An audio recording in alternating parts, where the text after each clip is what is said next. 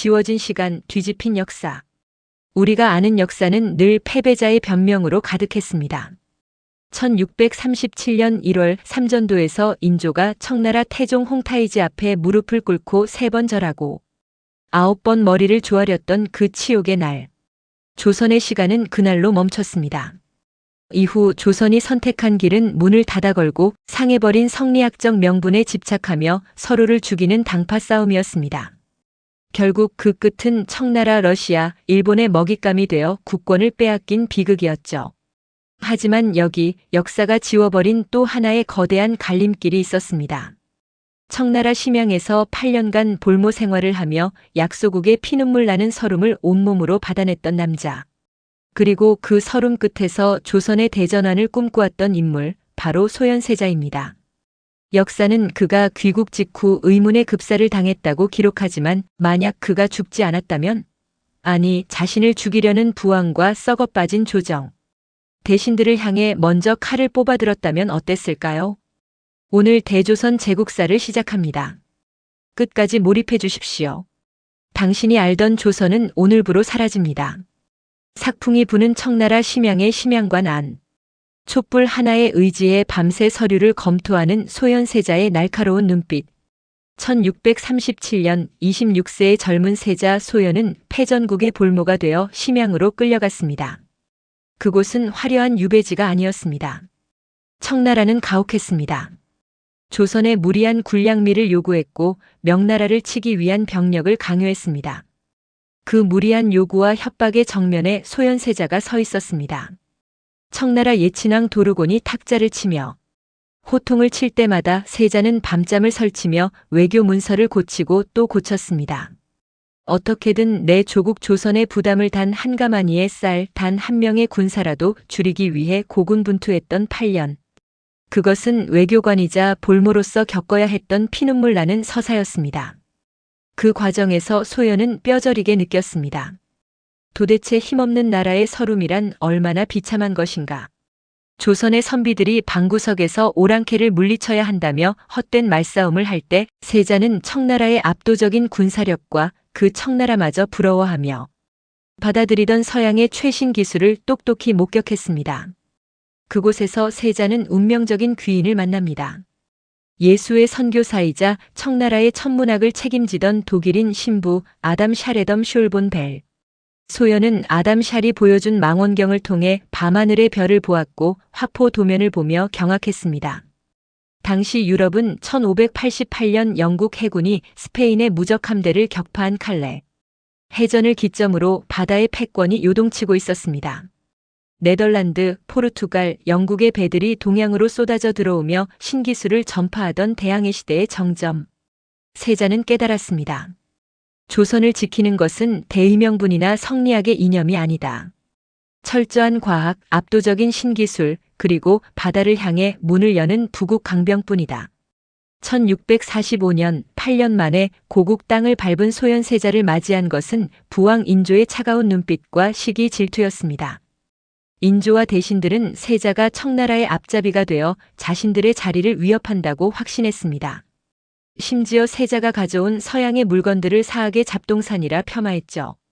귀국 후 불과 몇 달 만에 세자의 몸에 알 수 없는 종기가 돋기 시작했습니다. 세자는 직감했습니다.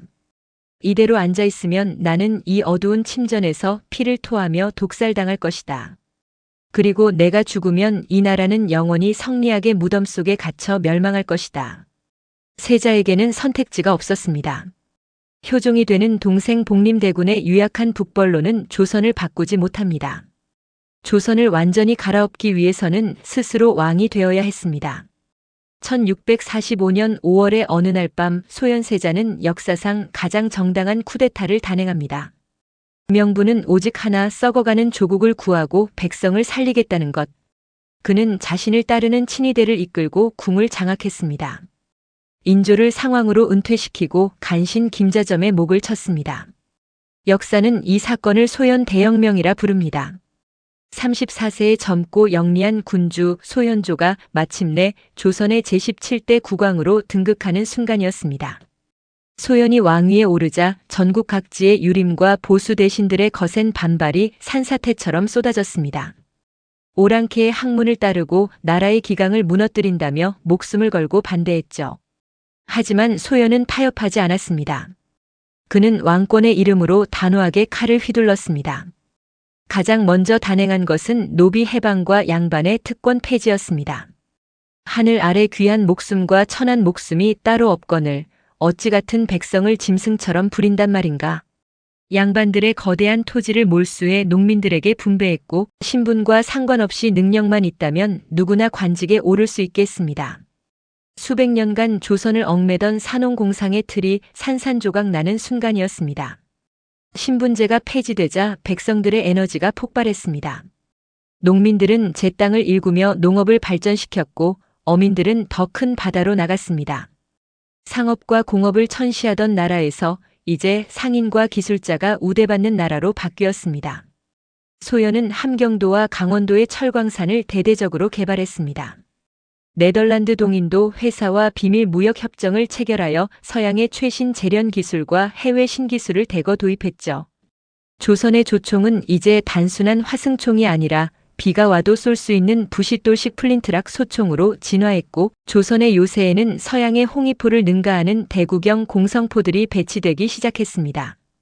조선이 바다를 열고 내부의 불을 축적하자 드디어 국방력이 동아시아 최고 수준으로 치솟았습니다.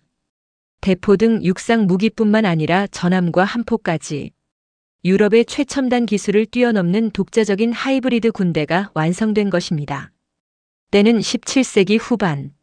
청나라는 중원의 남명 세력과 3번의 난을 진압하느라 북방 방어선이 완전히 텅 비어 있었습니다.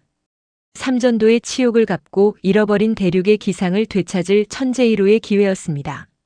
소연이 직접 총사령관이 되어 압록강을 건넜습니다.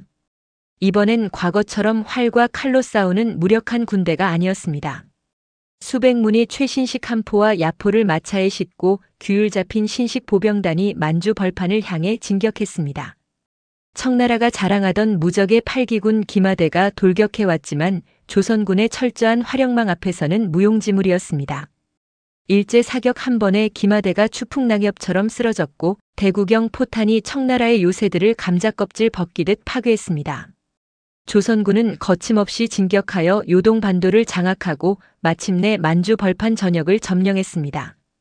광개토대왕 이후 1000년 만에 옛 고구려의 대영토를 조선의 품으로 수복하는 역사적 쾌거였습니다. 하지만 소연의 눈은 대륙에서 멈추지 않았습니다. 동쪽 너머 1592년 임진왜란으로 조선의 삼천리 강토를 도륙내고도 단 한 번도 진심 어린 사죄를 하지 않았던 섬나라 일본이 남아있었습니다. 임진왜란의 피해 복수를 할 시간이 도래한 것입니다. 당시 일본 도쿠가와 막부는 강력한 쇄국 정책을 쓰며 조총에만 의지한 채 고립되어 있었습니다. 반면 조선은 비약적으로 발전한 천문학 덕분에 태풍이 불어오는 시기와 경로를 완벽히 예측하고 있었습니다. 신들이 도운 것일까요? 태풍이 비껴간 직후 잔잔해진 바다 위로 조선의 무적 함대가 출격했습니다. 일본 해군의 전술은 100년 전과 다름없었습니다. 배를 적선에 바짝 붙여 군사들이 뛰어내려 칼싸움을 벌이는 스페인식 저편 공격이 그들의 특기였죠. 하지만 조선 해군은 달랐습니다. 영국의 칼레 해전 전술을 완벽히 흡수한 조선은 사거리가 수백 미터에 달하는 영국식 장거리 대구경 함포를 탑재한 거대 거북선과 판옥선들을 일렬로 배치했습니다. 일본 해군이 칼을 갈며 다가오기도 전에 바다 저 멀리서 조선의 함포가 불을 뿜었습니다. 쾅! 쾅! 대기를 찢는 굉음과 함께 일본의 안택선들은 접근은커녕 구경조차 하지 못하고 일본의 깊은 수중릉으로 침몰했습니다. 완벽한 대패였습니다. 제해권을 장악한 조선군은 도쿠가와 막부의 심장인 에도 지금의 도쿄로 곧장 진격했습니다. 쇄국에 갇혀 구식 무기를 들고 우왕좌왕하던 막부의 사무라이들은 전열을 갖추고 신형 소총과 야포를 쏘아대며 행진하는 조선의 정예군 앞에 추풍낙엽처럼 무너졌습니다.